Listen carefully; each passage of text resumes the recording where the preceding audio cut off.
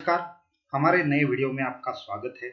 अगर आपको कोई भी प्रकार की बाधा है और बहुत सारी समस्याओं से आप जूझ रहे हैं या फिर ऐसी कई बीमारियां हैं जिसका कोई हल नहीं निकल रहा, वैद्य के पास जाकर भी समाधान नहीं हो रहा, स्वप्न दोष है या फिर बुरे स्वप्न आते हैं या फिर मन में अशांति रहती है, तो इसके लिए गुरु चरित्र आपको कैसे मदद कर सकता है, इसके विशेष अध्याय है, इनके पारायण से क्या होता है और उन विशेष अध्यायों का जो भी फलित है वो कैसे प्राप्त करना है, इसके बारे में मैं इस वीडियो में बताऊंगा। हमारे वीडियो में एंड तक जरूर बने रहिए और हमारे चैनल को सब्सक्राइब कीजिए और वीडियो को लाइक कीजिए और ज़्यादा से ज़्यादा लोगों तक ये इन्फॉर्मेशन शेयर कीजिए। तो हमारे वीडियो को हम शुरू कर देते हैं। तो मेरे पास एक गुरु चरित्र का एक अच्छा वाला अनुभव आया है, वो पहले मैं आपके साथ शेयर करता हूँ। ये लिखते हैं 2011 में इनकी और हमारा परिचय हुआ। परिचय होने के बाद इनको बहुत सारी आर्थिक समस्याएं थी और ये बहुत जगहों पे ट्राई कर रहे थे, बहुत सारे साधु संतों को मिल लिए, बहुत सारे भगत कर लिए, बाबा बाबा जी के पास चले गए, लेकिन इनके समस्या का निवारण नहीं हो रहा था। एक दिन ये किसी के रेफरेंस से जो गृहस्थ है हमें मिले। ये सावंतवाड़ी के नजदीक रहने वाले थे और साथ में ही यहाँ में बहुत सारी जगह पे वो मार्केटिंग के जॉब के लिए घूमना उनको पड़ता था। ऐसे ऐसे में ही किसी ने उनको हमारे बारे में बता दिया और वो हमारे पास आ गए। तो फिर उन्होंने मुझे बोला कि मैं बहुत सारे एफर्ट्स करता हूँ, बहुत मेहनत लेता हूँ, फिर भी मुझे कहीं पे भी अच्छी जॉब नहीं मिलती या फिर जॉब मिल भी जाती है लेकिन वो ज़्यादा दूर तक नहीं जाती, या फिर जितना वो एफर्ट्स लेते हैं उस हिसाब से जो पैसा है इनको बहुत कम मिलता है। तो मैंने उनका पूरी की पूरी समस्या सुन ली। मैंने उनको पूछा और इसके साथ और क्या प्रॉब्लम है, तो उन्होंने बोला कि इनका जो इनके जो पिताजी थे उनकी बहुत अच्छी दौलत थी, लेकिन अचानक से वो सारी की सारी दौलत चली गई। ये बहुत एफर्ट्स करते हैं पर इनको पैसा नहीं मिलता, इनके घर में पैसा नहीं टिकता। तो मैंने बोला ठीक है। पहले उनको मैंने गुरु चरित्र के पारायण के बारे में सजेस्ट किया, तो उन्होंने बोला मैं 7 दिन तक एक जगह पे नहीं रह सकता क्योंकि मार्केटिंग की जॉब है, तो उसकी वजह से मैं बहुत सारी जगह पे घूमता रहता हूँ। मेरा नेटिव प्लेस कोल्हापुर के आसपास है पर मुझे बहुत सारी जगह पे जाना पड़ता है। तो मैंने बोला ठीक है। तो हमने परमहंस परिव्राजकाचार्य श्रीमद वासुदेवानंद सरस्वती स्वामी महाराज को प्रार्थना की, इनके लिए कुछ उपाय बताए और उसके बाद मुझे ऐसा दिखा कि इनको एक गुरु चरित्र का जो 18वां अध्याय है उसका बार बार इनको पठन करना चाहिए। तो मैंने उनको क्या बोला कि आप जो 18वां अध्याय है इसका एक पहले 7 दिन तक एक रोज 7 पाठ आपको करने हैं। माफ कीजिए, हर रोज एक बार आपको ये अध्याय बोलना है और गुरुवार के दिन 7 बार इस अध्याय का आपको पाठ करना है। तो जिनको भी ऐसी समस्या है कि धन नहीं आता, धन नहीं टिकता या फिर उनके घर में हमेशा धन की समस्याएं रहती है, तो उन्होंने 18वें अध्याय का नियमित स्वरूप से पाठ करना चाहिए और उससे सर्व मनोरथों की सिद्धि होती है, आपके पास लक्ष्मी की कृपा होती है और बहुत सारी चीजें होती है। अब और एक ऐसा अनुभव है, उनके पास कुछ पिशाच की बाधाएं थी, किसी ने करनी की थी या फिर पता नहीं क्या हुआ था उनके साथ, पर वो बहुत सारे समस्याओं से उलझे पड़े थे, लेकिन उनको कुछ समझ में नहीं आ रहा था। तो उनका और मेरा भी परिचय बहुत सालों से था, करीब 10 सालों से वो मेरे परिचय में थे, पर उनसे कभी ज्यादा मेरी बात नहीं होती थी या फिर होती थी तो फिर भी हम स्पिरिचुअल या फिर अध्यात्म पे कभी चर्चा नहीं करते थे।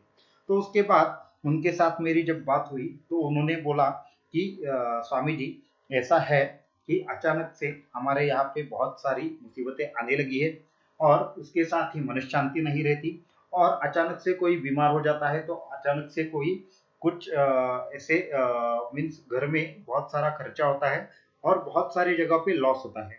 तो जैसे कि उन्होंने बताया कि एक आदमी के साथ इन्होंने बिजनेस करने के लिए कुछ पैसा इन्वेस्टमेंट के लिए रखा था, तो अचानक से किसी का ऑपरेशन के लिए देना पड़ा और वो ऑपरेशन भी फेल हो गया, तो वो पैसा तो वापस नहीं आया और बहुत सारी ऐसी चीजें होती है जिससे उनकी सेविंग भी नहीं रहती और कुछ भी नहीं रहता।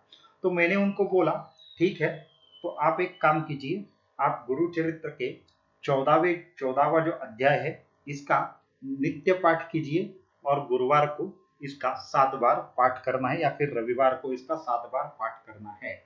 तो इसके बाद उन्होंने ऐसा किया कि उन्होंने 7 दिन तक एक पाठ किया और गुरुवार के दिन इसके 7 पाठ किए। तो उनको ये ऐसा महसूस हुआ जैसे कि उनके आजू बाजू कोई ऐसी दिव्य शक्ति है जो उनको ऐसे कुछ निगेटिव है तो उसको दूर कर रही है, ऐसा उनको दिखाई दिया। उसके बाद जब वो गुरुचरित्र के 14वें अध्याय को पढ़ रहे थे, उसके बाद ऑटोमेटिकली उनकी आंखें बंद हो गई और उनको एक नीली ज्योत उनके चारों तरफ बिखर रही है ऐसा दिखाई देने लगा। तो जब उन्होंने आंखें खोलने की कोशिश की तो इतना नीला प्रकाश उनके आजू बाजू में था कि उनको देखना कुछ आंखें खोलना मुमकिन नहीं हो रहा था। जब भी उन्होंने आंखें खोलनी चाहिए लेकिन वो पूरी तरह से बंद हो गई थी। उसके बाद बहुत प्रयत्न के बाद 10 मिनट के बाद उन्होंने आंखें खोली तो आंखें खोलने के बाद भी उनको वो दिव्य प्रकाश 15 मिनट तक दिखाई दे रहा था। तो उन्होंने लगभग से मुझे फोन किया और बोला कि ऐसे ऐसे मुझे अनुभव आया। तो मैंने बोला कि ये बहुत ही अच्छा अनुभव है, आपके ऊपर बहुत भगवान दत्तात्रेय की कृपा हो गई है, अब इसके बाद आपको ये परेशानियां नहीं आएगी। तो इस तरह से उन्होंने जो भी तांत्रिक मांत्रिक के पास जाकर जो भी प्रॉब्लम के ऊपर बहुत सारे अनुष्ठान किए थे, बहुत सारे पैसे खर्च किए थे, एक भी रुपये खर्च किए बिना उनको ये सारी चीजें देखने को मिली। तो इसके साथ ही मैं आपको बताता हूँ कि अगर संतति का कुछ प्रॉब्लम है, बहुत कुछ भी अगर इसके रिलेटेड है और बहुत सारे उपचार लेकर भी आपको कोई रिजल्ट नहीं मिल रहा है, तो उसके लिए भी हमारे यहाँ पे गुरुचरित्र का आप अध्याय पढ़ सकते हैं। तो वो मीन्स जो अध्याय है आपको लगभग एक महीने तक हर रोज पढ़ना होगा और उसके लिए आपको 20 और 21वां अध्याय जो है गुरुचरित्र का आप उसका उपयोग कर सकते हैं, या फिर आपके पास ज्यादा समय नहीं है तो 39वां जो अध्याय है आप उसका पाठ कर सकते हो। तो ऐसे बहुत सारे मेरे पास गुरुचरित्र के जो भी पठन करता है उसके अनुभव है कि उनकी बहुत सारी समस्याएं दूर हो रही थी। अभी मैं और एक अनुभव आपके साथ शेयर करना चाहूंगा कि जिसमें उनका जो ये लिखते हैं कि उनके जो पिताजी थे उनको लास्ट स्टेज का कैंसर हुआ था और उसके बाद ऑपरेशन में कुछ गलती से ट्यूमर आधा ही कट हुआ था और थोड़ा बाकी रहा था। तो उसकी वजह से इनको बहुत तकलीफ हो रही थी, लेकिन उनके बचने के कोई भी चांसेस नहीं दिख रहे थे। तो ये गृहस्थ थे, वो आके हमें मिले। मैंने बोला कि 2 दिन तक आपको थोड़ा सा सावधान रहना होगा। 2 दिन के बाद मुझसे आके मिलिए, तब तक आपके पिताजी को कुछ नहीं होगा। तो वो 2 दिन तक शांत रहे। 2 दिन के बाद गुरुवार था, मेरे पास आए, सुबह 9 बजे थे। सुबह 9 बजने के बाद मैंने बोला कि एक काम करते हैं, हम हमारे यहाँ पे जहाँ पे परमहंस परिव्राजकाचार्य श्रीमद वासुदेवानंद सरस्वती स्वामी महाराज जी का फोटो है, उसके सामने हम बैठेंगे और आपको बताएंगे हम क्या कर सकते हैं। तो वहां पे हम गए और वहां पे उनको मैंने सामने बैठने के लिए बोला। उसके बाद मैंने आंखें बंद कर ली और हमारे गुरु से प्रार्थना की कि हमें आगे का मार्गदर्शन करो। तो उसके बाद मैंने उनको बोला, तुम्हें 3 गुरुचरित्र के पारायण करने पड़ेंगे, ससंकल्प करने पड़ेंगे। ससंकल्प प्राणायाम या फिर ससंकल्प गुरुचरित्र पारायण कैसे किया जाता है, इसके लिए मैं और एक डिटेल वीडियो बनाऊंगा। और उन्होंने मुझे संकल्प पूर्वक जो मैंने प्राणायाम और गुरुचरित्र का पाठ बोला था उसके बारे में मुझे पूछा। तो आज गुरुवार था, मैंने बोला आपको दूसरे दिन सुबह से ही वो करना है और उसके साथ ही भगवान दत्तात्रेय का एक अनोखा मंत्र दिया और ये दोनों को करने के बाद आपकी समस्या पूरी की पूरी तरह से सुलझ जाएगी। और उनके साथ जो चमत्कार हुआ वो तो बहुत ही बढ़िया है। तो उन्होंने सबसे पहला पारायण किया, उसके बाद उनको कुछ इफेक्ट नजर नहीं आ रहा था, लेकिन मैंने बोला दूसरा पारायण करो। दूसरे पारायण में एक जो पतीला है उसमें पानी लो और वो अपने एक साइड में रखो और उसका जो पानी है वो आपके पापा को पिलाना। तो उन्होंने वैसा शुरू कर दिया, रोज पारायण का जितने भी संख्या में पारायण कुछ अध्याय का पठन रहता है वो किया, और उसके बाद वो जो पानी है वो उन्होंने पिताजी को पिलाना शुरू कर दिया। और जैसे ही दूसरा उनका गुरुचरित्र का 7 दिन का पारायण खत्म हो गया, उसके साथ ही उनको बहुत अच्छा लगना चालू हो गया। फिर उन्होंने तीसरा पारायण किया। तीसरे पारायण के आखिरी दिन उनको शब्द सुनाई दिए कि आप फिक्र मत कीजिए, भगवान दत्तात्रेय के शब्द थे वो, हम आपके साथ हैं, आपका कोई भी अहित हम नहीं होने देंगे, आपका कल्याण हो जाएगा। और उसके साथ ही उनकी आंखें बंद हो गई और वो बेहोश हो गए। जैसे ही वो बेहोश हो गए और उनके घर वाले चिंतित हो गए, उन्होंने हमें बुलाया, हम उनके पास गए, तो फिर किसी क्रिया से उनको वापस हमने उठा दिया। तो उन्होंने बोला कि साक्षात भगवान दत्तात्रेय के चरणों में वो पड़े थे, ऐसे उनको लग रहा था, और उनको एक्चुअली समाधि लगी थी। तो उसके बाद जब भी तो उसके बाद रात को मीन्स उन्होंने तीसरा जो पारायण था वो शुक्रवार को शुरू करके गुरुवार को खत्म कर दिया। और उसी दिन रात को उनके जो पिताजी थे उनके सपने में कोई एक महाराज जी आए और उन्होंने उनके सर पे जोर से 3 बार मारा। और जैसे ही वो जग गए, उनको उनका जो उनकी जो बॉडी थी एकदम हल्की लग रही थी, और साथ में उनको एकदम अलग से ऐसा फील आ रहा था कि कुछ अंदर से बाहर या फिर बाहर से अंदर चला गया। तो उनको समझ में नहीं आया। 2 दिन तक वो एकदम नॉर्मल थे, उनके प्रकृति में काफी सुधार था।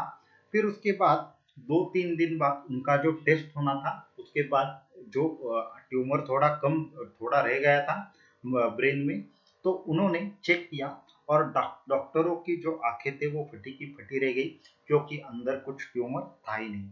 तो उसके बाद उन्होंने कॉल किया कि ऐसे ऐसे करके हुआ। वो सारे घर वाले बहुत खुश थे, और उनके ट्यूमर का कहीं भी मेडिकल में उनको देखने को नहीं मिला। तो ये था भगवान दत्तात्रेय का चमत्कार। जो भी श्रद्धा से गुरुचरित्र का पारायण करता है, उनके साथ भगवान दत्तात्रेय खुद रहते हैं। उन्होंने उनका ट्यूमर था वो गायब कर दिया या फिर अपनी कृपा से ठीक कर दिया। तो फिर भी जितने भी लोगों ने श्रद्धा से पारायण किया है, उनको बहुत सारे अनुभव इस तरह से आए हैं। तो उनके ऐसे और भी बहुत सारे अनुभव है। अगर मैं सारे के सारे अनुभव आपको बताने लगा तो समय कम पड़ जाएगा। लेकिन इसके साथ ही आप श्रद्धा से जो भी करोगे, जब भी पारायण करोगे, आपको बहुत अच्छा फल मिलेगा। अगर जिनको पॉसिबल है उनको गाणगापुर जाकर, या फिर नरसोबा की वाड़ी है जो कोल्हापुर के पास है, तो वहां पे जाकर पारायण करना चाहिए साल में एक बार।